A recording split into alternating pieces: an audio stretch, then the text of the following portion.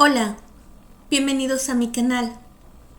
Hoy nos adentraremos en el corazón del desierto de Sonora para contarles una historia mágica, un relato de amor, de pérdida y de transformación. Esta es la historia de Juya, un nombre que significa mundo del monte, una mujer que redescubre la sabiduría de sus ancestros a través de un viaje espiritual donde, al recordar y vivir las enseñanzas de su abuela, se convierte en una nahual. Acompáñame en su travesía. El polvo de Sonora se adhería como un lamento a las sandalias de Juya, pero ella ya no sentía la tierra bajo sus pies. Desde que su abuela partió, su pecho era un pozo de vacío más denso que el aire quieto de la tarde. La casa de adobe de su abuela, cerca de Cocorit, antaño henchida de cantos y del humo sagrado de copal, se había convertido en una tumba de ecos, un lugar donde el pasado que ella había evitado por fin la alcanzó. Su abuela, de la que había heredado esos ojos profundos como el crepúsculo del desierto, había sido su primera maestra, una guía que le mostró los secretos de la tierra y los susurros de los que vinieron antes.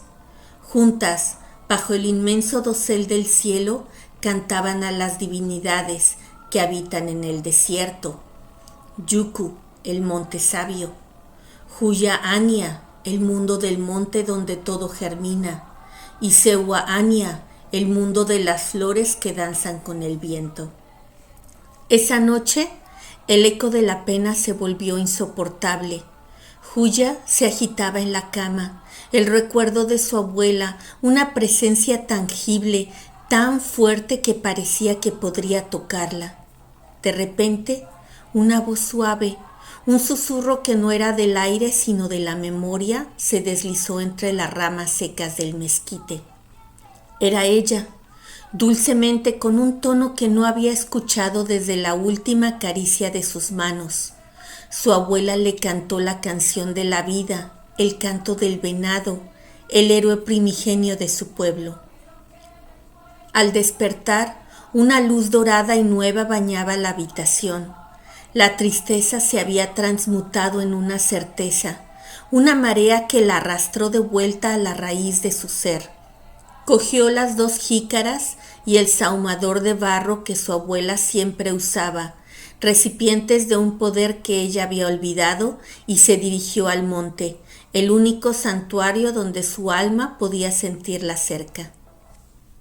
Esa mañana, entre las dunas ocres, una visión se materializó, un venado de porte noble y hermoso, con una piel que brillaba como oro viejo bajo el sol. Sus astas, como ramas de árbol antiguo, se alzaban hacia el cielo, un eco de la vida que aún latía en el desierto. La visión la dejó sin aliento, y en ese momento una fuerza olvidada en su interior se despertó. El sol estaba en lo alto, un ojo de fuego sobre la tierra. Juya llegó a su lugar sagrado, un rincón de piedra y silencio. Pero ese silencio no era un vacío, sino una palabra antigua que su abuela le había enseñado a escuchar. De manera sutil, viniendo de su memoria, un eco del canto del venado se elevó desde el monte. Era el ritmo sagrado de los tambores de agua que latían como un corazón primigenio, y el susurro de los raspadores que imitaban la respiración del animal. Esos sonidos tan familiares despertaron los recuerdos de su abuela. Fue entonces, con la memoria encendida, que sin titubear encendió las brasas y depositó en ellas los granos de copal. Un aroma sagrado, una exhalación de la tierra misma, se elevó purificando no solo el aire, sino también el dolor que llevaba dentro. Se sentó, cerró los ojos y con el corazón en un puño dejó que los cantos de su abuela fluyeran a través de su memoria. Al principio, solo un temblor en su garganta, un murmullo que apenas se oía. Pero a medida que las notas se formaban, La voz de Juya se hizo más fuerte, resonando en la inmensidad del monte. El ritmo de los cantos la invadió, un flujo que la obligó a moverse, un paso, un giro, una imitación ancestral de los pasos de un venado.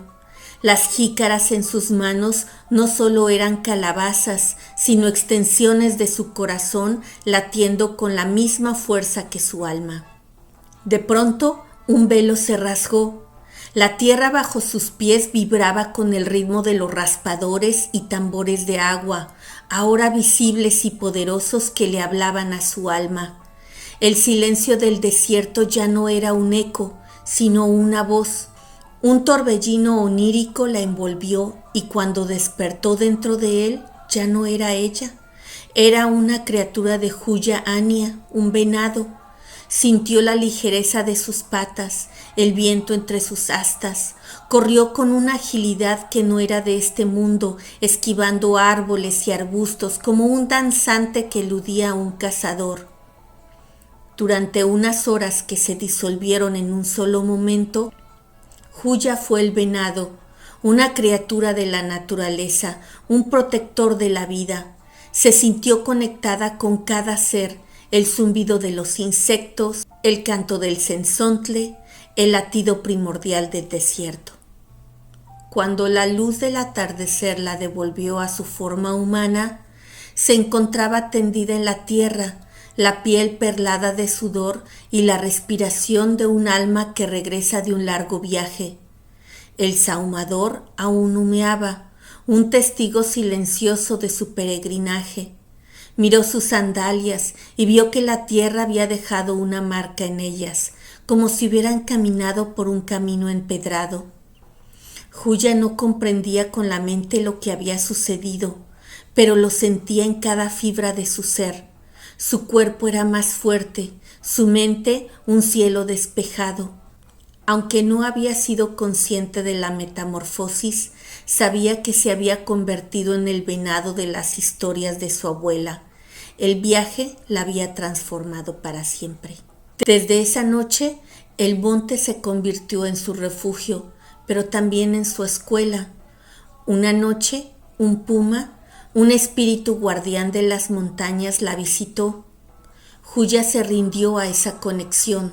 Sintió la tierra bajo sus patas, un eco de sus pasos, una fuerza silenciosa que le permitía saltar entre las rocas y deslizarse entre las sombras.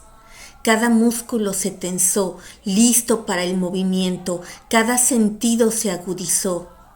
El mundo se pintó con matices de olor y sonido, el rastro de un conejo, el crujido de una rama, el latido del corazón del desierto.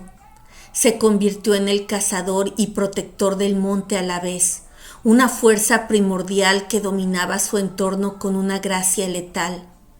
El puma le enseñó el significado de la vida y la muerte, la necesidad de tomar una vida para sostener otra, devolviendo la energía a la tierra.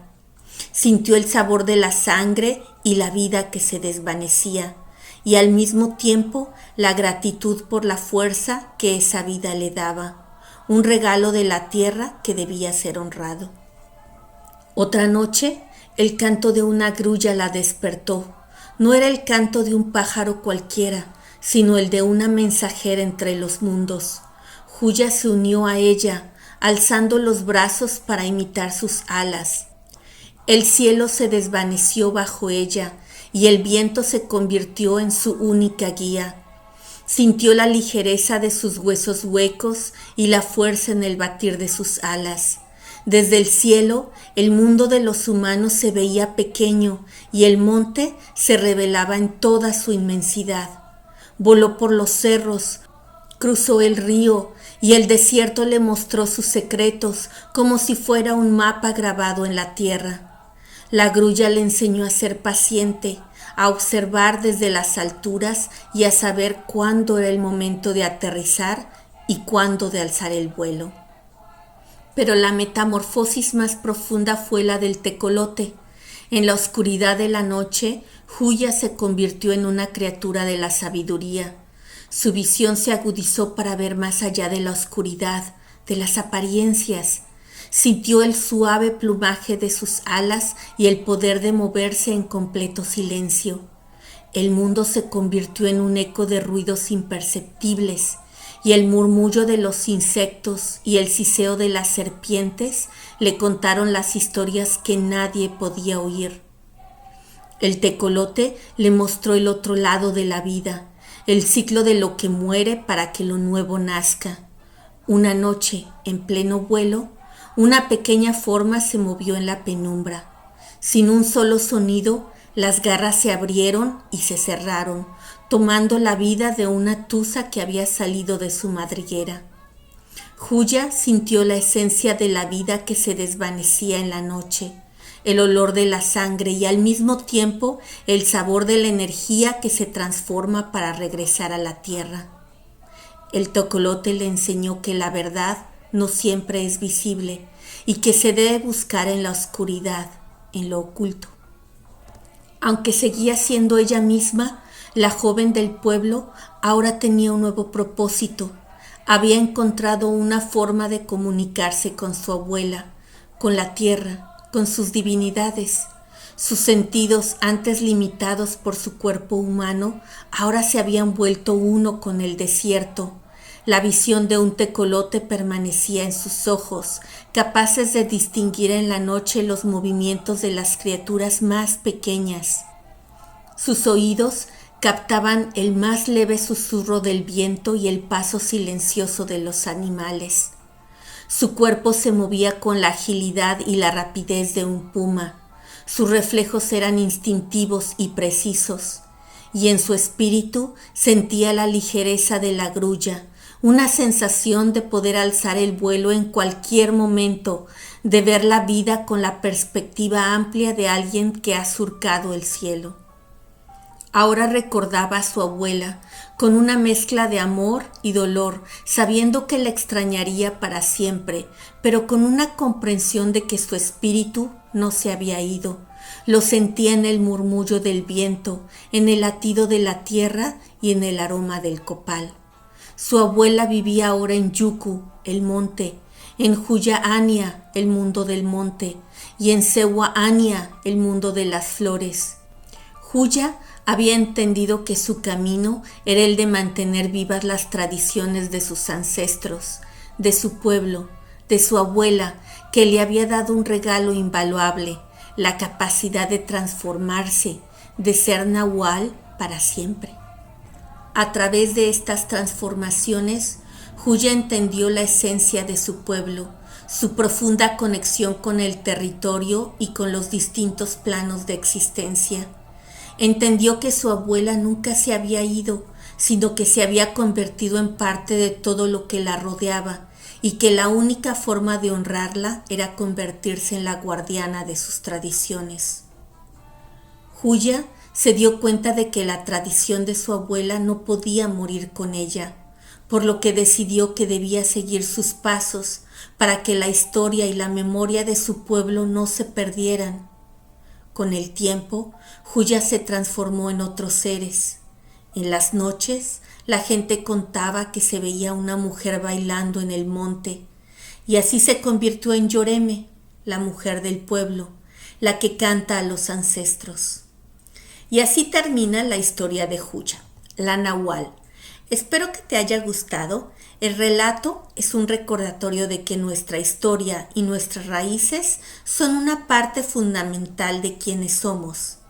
Si te gustó este cuento, no olvides darle un me gusta al video y suscribirte para ver y oír más historias mexicanas. Hasta luego.